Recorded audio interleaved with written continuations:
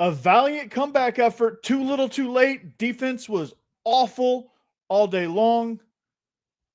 34-31 your final. Let's react. Let's get into it.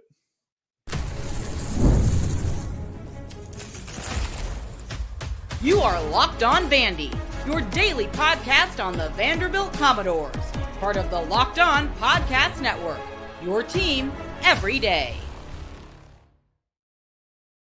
What's up, everybody? Welcome into a live edition of the Locked On Vandy podcast on the Locked On Podcast Network. I'm your host, Corey Burton.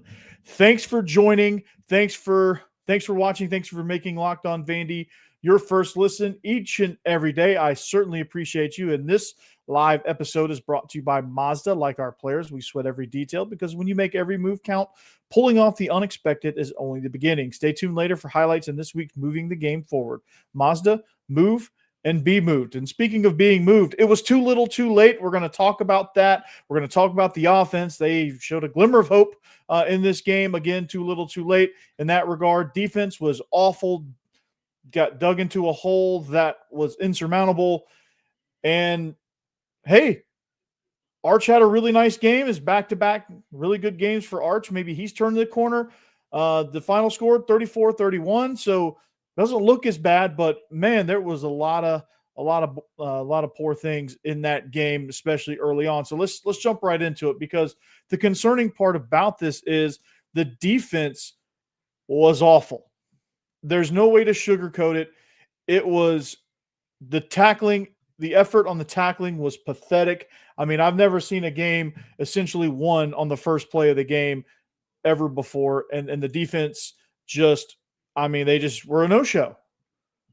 And, yeah, they got a couple stops late to kind of get the rally going, but it was probably more of Texas being in hyper-conservative, try to kill the clock mode, than Vandy stepping up to the plate on that side of the ball. I mean, it was a subpar, very poor performance defensively, could not tackle, just gave up big chunk play after chunk play after chunk play, and just got there. I mean, it especially in the first half, they got a swirly and stuffed in a locker all in the same moment. It was not pretty defensively. I mean, you look at the stats, it was, let's see, the total yards were almost even, surprisingly.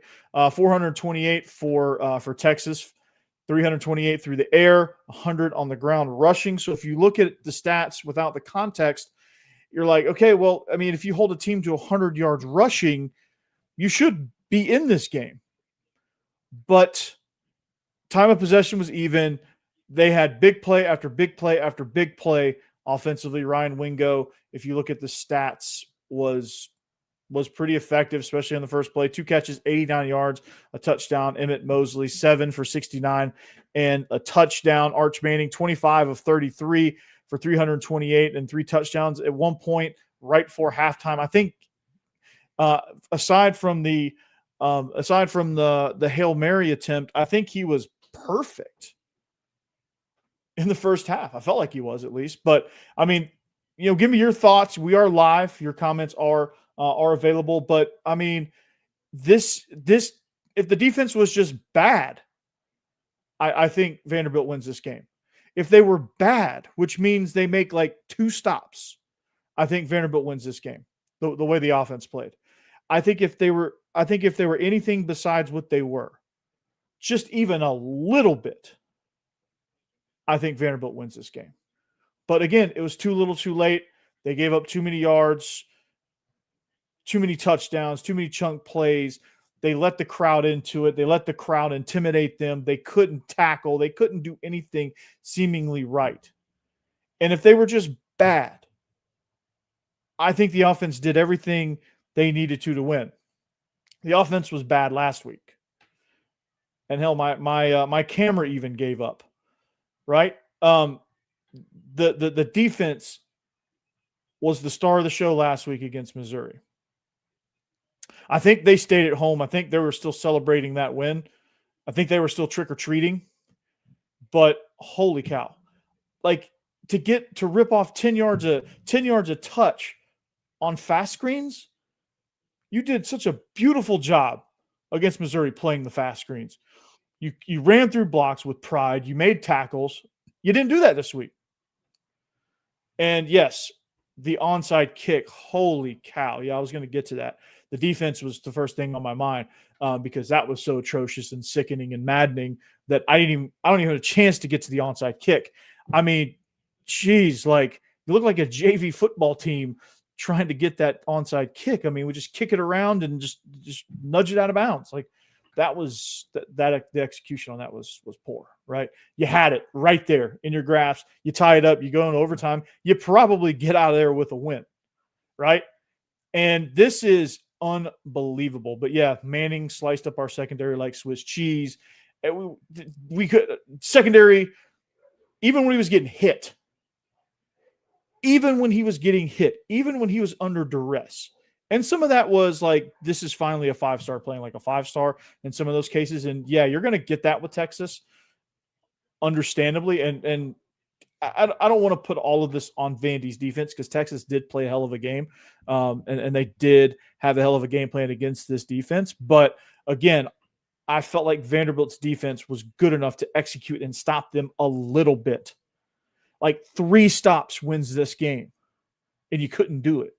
You couldn't do it. The first play was very, very symptomatic of how this day was going to go. Nothing. Penalties were atrocious. You just could not get out of your own way. You could not stop stepping on yourself. And the offense felt that pressure early on, and then I think they kind of settled in. But again, like last year's game, similar thing. I thought defense played a lot better last year's game, except for like that second quarter, early third quarter run that Texas went on. But then like Vanderbilt like fought back. So, you know, I don't want to say that there was no guts there because the team fought. The team fought back into this game, and the defense, with what little it could do, they did do something there at the end.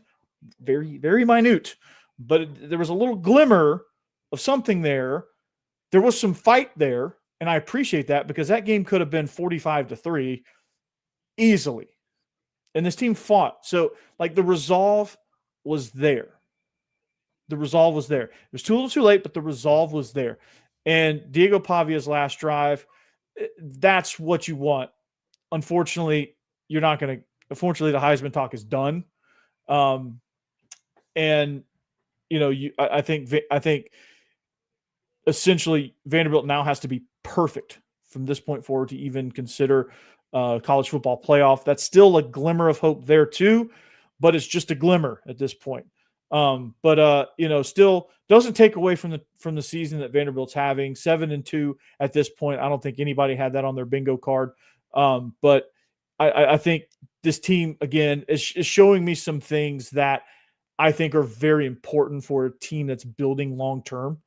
And this team is again showing a lot of things, a lot of promise. And I know that's tough to say after a loss like we just took. Where the defense was no-showed and Texas was blowing Vanderbilt out for 3.5 quarters, and then Vanderbilt decides to fight their way back in with a bunch of haymakers. The big play to Stowers, I think, was the thing that got this team rallied together, and you know they had hope. But again, defense, if they were just bad, that's all you had to be. And I'm gonna get back. I'm gonna get to this here, and because we're gonna take a break here in just a minute. I want to finish up with ranting about the defense, but I'm gonna talk about this because this is a good point right here. But this is, man, penalties and tackling, dude. It just there was a lot of and honestly, I don't think they were that lost. Like I don't think scheme wise they played that poorly.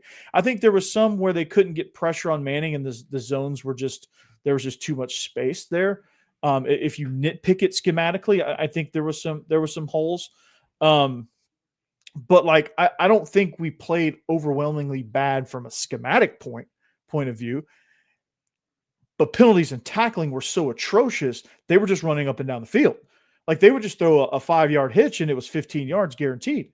That can't happen. You know, you break 3 tackles and get 20 yards. Like you can't do that. Like CJ Hurd had an awful game tackling. He had Wisner dead to rights in the backfield on a couple of occasions, and he ended up getting 12-yard gains out of it. The Ryan Wingo touchdown to start the game. the worst tackling I've ever seen, the worst attempt at tackling I've ever seen. Just it was awful. But I thought there was moments where the defense got to Arch Manning. They didn't finish the play, and Arch Manning was able to complete some passes under duress, which shows a lot of growth on his part. But schematically, I thought there were some good things. The execution was awful. It was awful. And it just didn't seem like the appetite for tackling was really there. It just seemed like they were playing scared. It seemed like they were unsure. It seemed like they were they were giving a lot too much respect there. They weren't playing with that edge that they normally play. And the penalties stacked on top of that was completely derailing of this team. And the chippiness, it's going to happen when you get frustrated, when you're getting your butt kicked and, some of that stuff. And, I think, anybody that's competed, that stuff happens. But man, it was brutal. So all in all, as a whole team, the fight's there. As a whole team, there's some resiliency and there's some things you can say, okay, it wasn't all lost. Okay, this team does have a little fight about it. This team can get it together. This team can actually throw the ball down the field and mount some sort of passing attack. That's a good news. And offensively, what do we got? We may have found something. What that is, not sure, but we're going to talk about it next.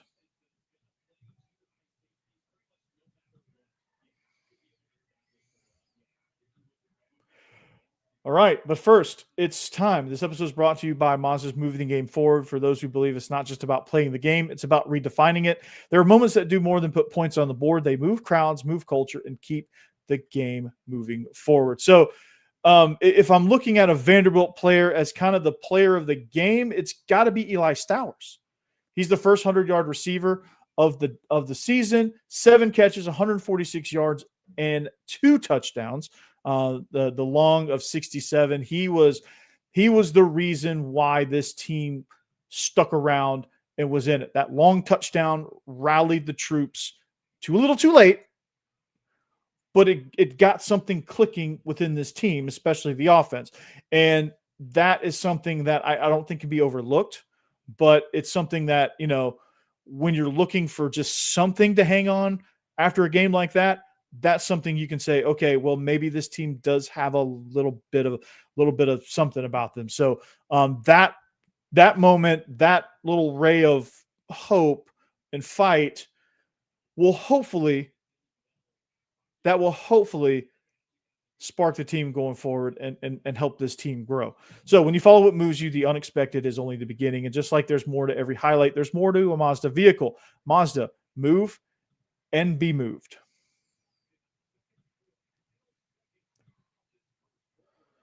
All right, we are live here. Locked on Vandy, live reaction. Vanderbilt, final score 34-31 on the wrong end of that in Austin. Again, the story of the game is you get blown out early, you fight back off the canvas, and you almost complete the comeback. Very frustrating. Special teams just needed one more play, and I think that game is Vanderbilt's, right? Despite the insanely bad tackling and all the penalties, you're still right there in it in the end. And again, it was those situations where you just keep chopping, right? And yeah, we had a few fortunate calls. That's okay. Like, that happens, right? You gotta have a little bit of luck. You gotta have a little bit of something to fight back. So, man, it was, like I said, horrible tackling. Horrible tackling. Just allow those guys to run free. And those guys make plays as it is. Right? Those guys don't need much help. The talent over there on Texas's sideline doesn't need help to beat you. They can beat you. You got to make it difficult on them, at least. You got to make them earn it a little bit, right? But you take a fast screen to the house, 75 yards on the first play from scrimmage. Like, you can't do that. You can't fumble deep in your own territory. You hold them to a field goal somehow, but you can't do those things. You can't spot them 10 points and your offense has only been on the field for 2 plays. You can't do that. Anyway, speaking of the offense, I want to get into the offense a little bit. Stowers was massive. Stowers played a phenomenal game, 7 catches, 146 yards, and 2 touchdowns. Unfortunately, his most phenomenal game comes in a loss, right? Diego Pavia, 27 of 38 for 365 yards, 3 touchdowns. And I would have told you in any other instance, if Diego Pavia has 38 passing attempts, this game has gone sideways. And, well, here we are. The game did go sideways, but he completed 27 of them. He threw 3 of them for touchdowns. He also rushed for 43 yards and scored once on the ground as well on 14 carries. But, man, it was when you look at by the numbers, the offense was very, very good. 423 yards total offense, 365 passing, but this rushing total, yikes. They lost a fumble as well, 2.4 yards per rush. We knew it was going to be tough sledding on the ground. And you knew you were going to have to find something in the passing game. You weren't going to be able to get a whole lot in the running game. Knew that going in. And we knew it was going to be tough sledding. But when your defense spots 34 points, like in a tough game like that, if your defense just gives up 10 less points, I don't know that Vanderbilt scores a torrent 31 points, but I don't know if this game like slows down a little bit. I don't know if Vandy has a chance to get back into it passing game wise. I don't know how this game would have gone, but Texas had way too much momentum and they had way too much pad to where it was never going to happen. Like, time was not on your side. And that's just what happened. But one thing I did like was this, right? One thing I did like is this. Where was this comment? I want to find it right here. Right, a little bit of tempo. Vanderbilt's not really a tempo team, but I thought they looked good going tempo. I thought they looked good going fast a little bit, right? And I know that's not their identity, but I thought it was pretty clean operation. Diego Pavia was zipping passes. He was in a rhythm. He was, there were some things that I really liked about how this offense clicked and operated in that tempo. But again, I don't want to find that out when you're down 34-10. Like, that's not a good time to figure out if your offense running in tempo is good and clean. That's not how I want to find that out. But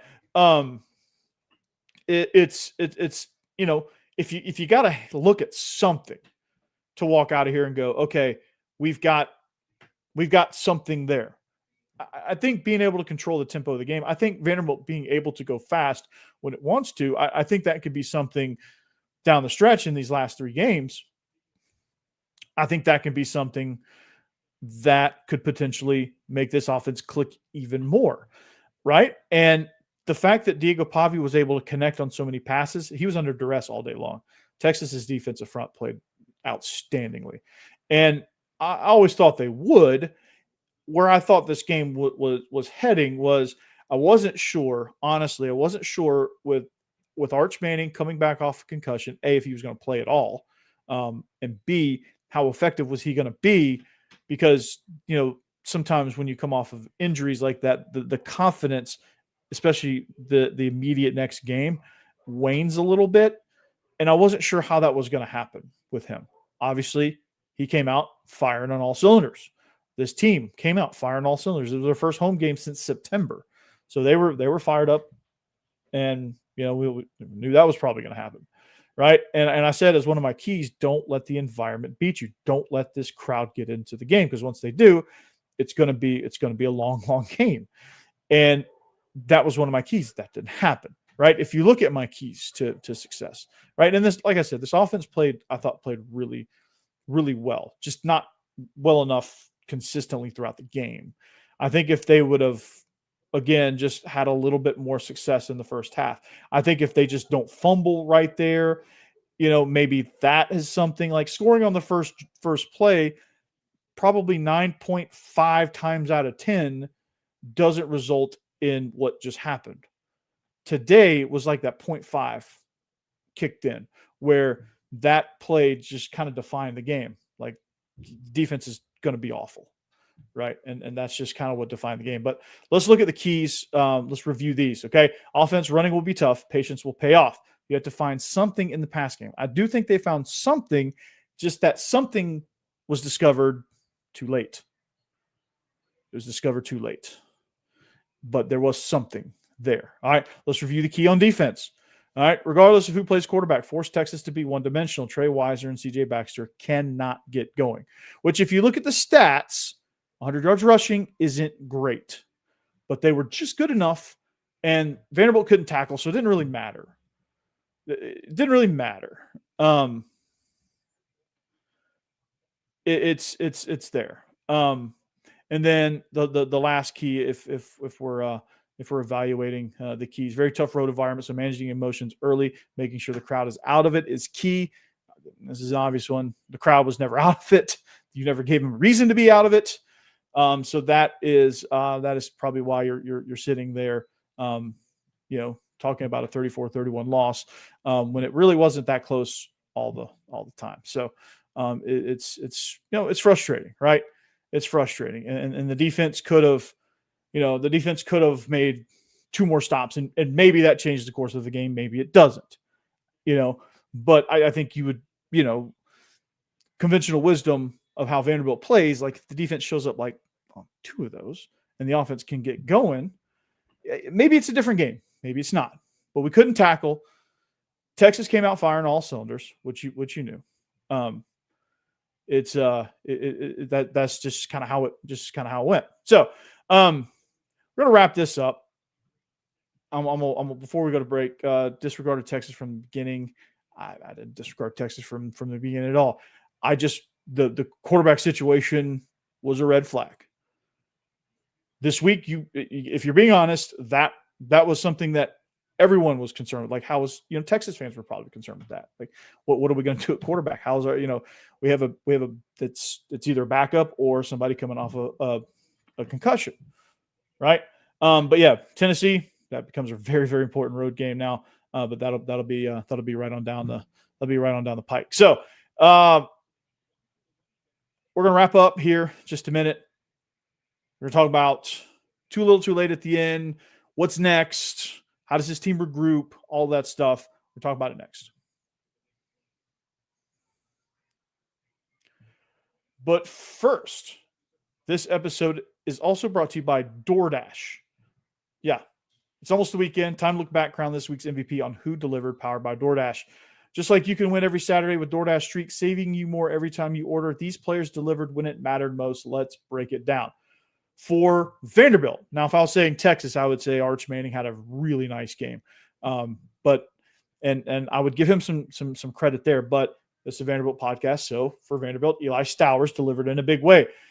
He kind of got the rally started, even though it was too late, with a 67-yard touchdown reception where defense had a miscommunication. It was a coverage bust. He took advantage, catch, run, all that good stuff. He scored twice, actually. So he had a monster game, 146 yards receiving. When the pressure was on, Eli Stowers came through, no hesitation, no delay. And if you've been watching week after week, this performance really wasn't a fluke. Eli Stowers, I guess you could say he's on a streak. I don't know.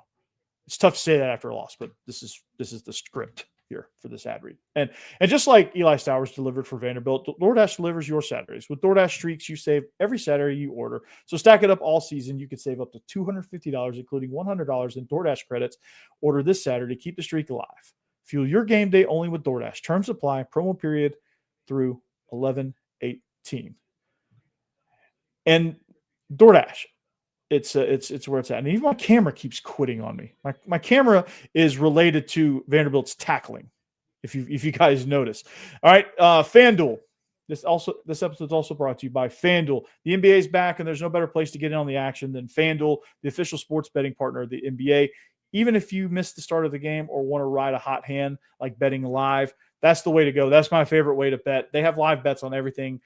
from who will score next to fourth quarter comebacks, all that good stuff. Plus, you can even combine live bets into a same-game parlay for a shot at a bigger payout. It keeps every game exciting, especially when your team's making a late push. Right now, FanDuel is giving new customers $300 in bonus bets when your first $5 bet wins. So head to FanDuel.com to sign up today. Play your game with FanDuel, the official sports betting partner of the NBA.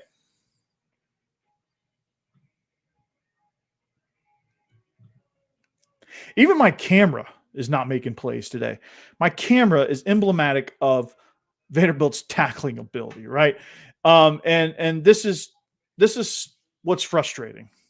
Vanderbilt's a damn good team, and they can, they're going to make a bowl game, obviously, but like they have to be perfect these next 3 games to get it to even have a shot at the college football playoff, and even then, that's a long shot in and of its own, right?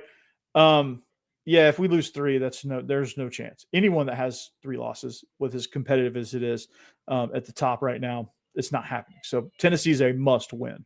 If Vanderbilt could have pulled this one off today, Tennessee would not have. The Tennessee game would not have mattered. Auburn and Kentucky. Auburn's kind of hot too, and all that. So I don't know who Cody is, and I did say Vanderbilt was going to win, and Texas did dominate most of the game. I'm guaranteed they take. Well, I'm not even sure what that means, and I don't know who Cody is. So I'll be sure to pass along the message. Yeah, when that happens, it's a rough day. I don't know if you've been listening to this show. I did say Arch had a great game. He was making throws under duress. They were clicking. Vanderbilt couldn't tackle, and they took advantage of it. I don't know how much more I needed to see that, right? I just thought at the time I said that, they probably were. Texas the operation was struggling. Obviously, they didn't struggle today. That's, and hey, I'll take the L. I'll wear that. I have no problem with that. And I did say that. I did, and I was confident in this team that they can do it. The defense stepped up in a big way against Missouri. And I thought the offense would come back around and the defense would kind of stay similar. I thought the quarterback situation was a little bit problematic for Texas. And obviously, it wasn't. Obviously, Arch came back and had an outstanding game.